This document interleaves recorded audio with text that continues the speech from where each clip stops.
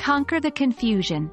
Mastering at, in, and on in time expressions.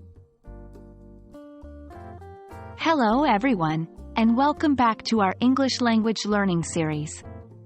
Today, we'll be focusing on an often confusing aspect of English grammar, using the prepositions at, in, and on in time expressions.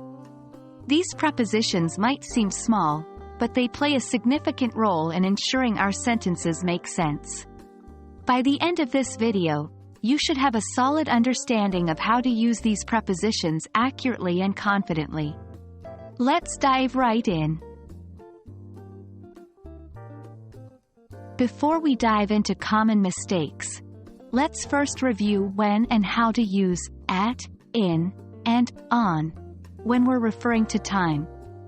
At is used for precise times. For example, I'll meet you at 5 o'clock.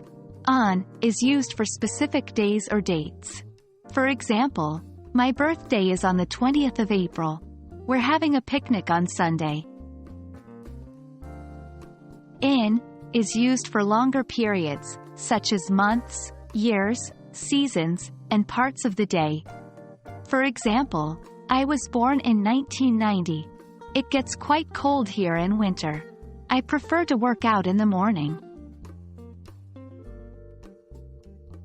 Now that we've refreshed our understanding of at, in, and on, let's examine some common mistakes and clear up any confusion. Mistake 1. I will meet you at Sunday. Correction. I will meet you on Sunday. Mistake 2. She was born on 1980. Correction. She was born in 1980. Mistake 3. Let's have a break on noon. Correction.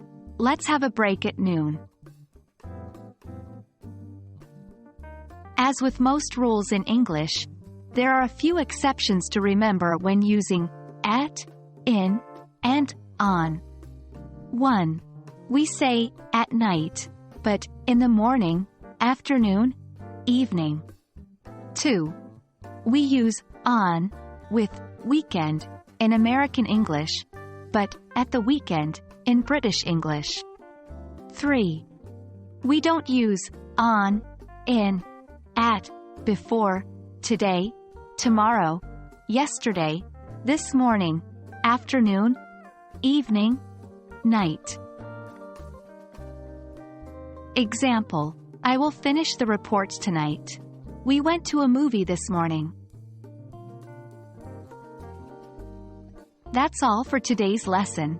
With a bit of practice, you'll master the use of at, in, and on when talking about time. Remember to make note of the exceptions, and soon enough, these tricky prepositions will become second nature to you.